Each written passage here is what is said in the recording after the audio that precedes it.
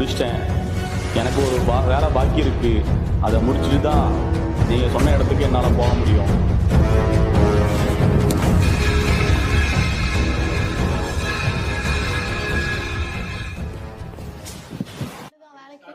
அவி வாடி உள்ள வாடி மகா. என்ன போன் பண்ணிருந்த? நேத்து பேச்சு போட்டிக்கு போனி, என்னாச்சு?